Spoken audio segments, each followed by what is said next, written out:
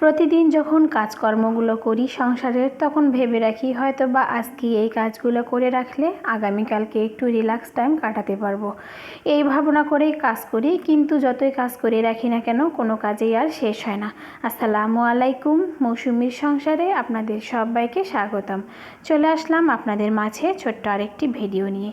ঘুম থেকে আজকে তাড়াতাড়ি উঠেছি, আর ঘুম থেকে উঠেই ফ্রেশ হয়ে নাস্তা করে নিয়ে এই তো গতকালকে রাত্রে কিছু সবজি নিয়ে আসা হয়েছে, সেগুলো আমি টেবিলে এইভাবে খুলে রেখেছিলাম, কারণ সবজির সাথে অনেক পানি থাকে, পানিগুলো শুকিয়ে তারপর আমি ফ্রিজে রাখবো। নাস্তাটা করে নিয়ে সবজিগুলো গুছিয়ে এখন আমি ডাইনিংটা গুছিয়ে নিচ্ছি, কারণ ডাইনিংটা অনেক এলোমেলো হয়েছিল। তাই তো আগে ডাইনিংটা পরিষ্কার করে নিয়েই নাস্তা খাওয়ার পর থালাবাটিগুলো ধুয়ে নিব। আর গতকালকে রাত্রে খাওয়া দাওয়ার পর যে থালাবাটিগুলো পানি ঝরাতে রাখছিলাম সেগুলোই এখন উঠিয়ে র্যাকের মধ্যে রাখবো, আর পর আবার থালাবাটিগুলো এখন ধুয়ে নিব।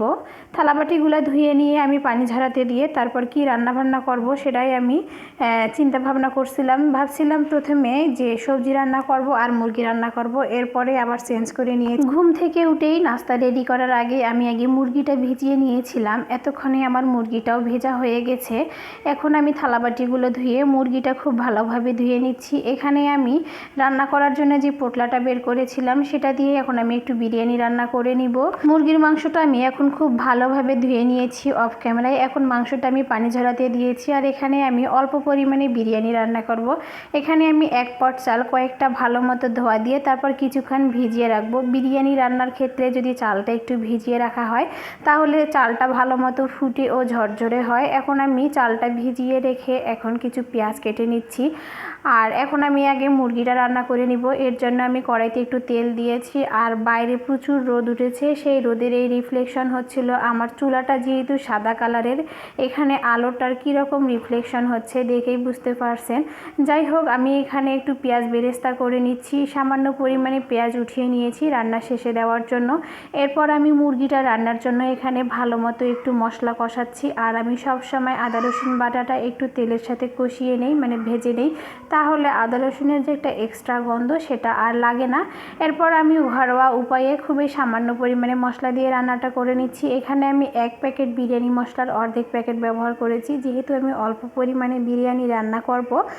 এরপর আমি মশলার সাথে মাংসটা খুব ভালোভাবে কিছুক্ষণ রান্না করে নিয়েছি। এখন আমি এখানে কয়েকটা কাঁচামরিচ দিচ্ছি।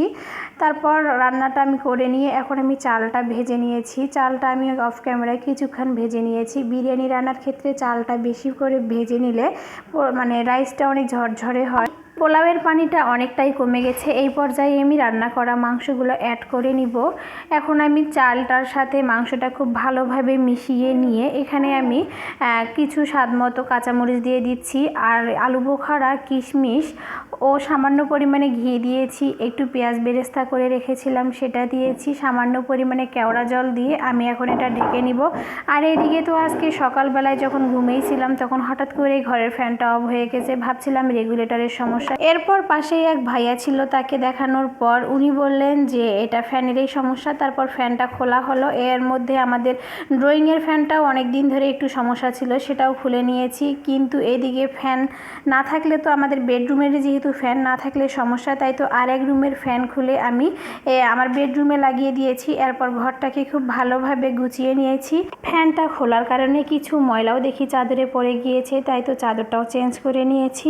আজকের ভিডিওটা এখানেই শেষ করতেছি। সবাই ভালো থাকবেন। আসসালামু আলাইকুম।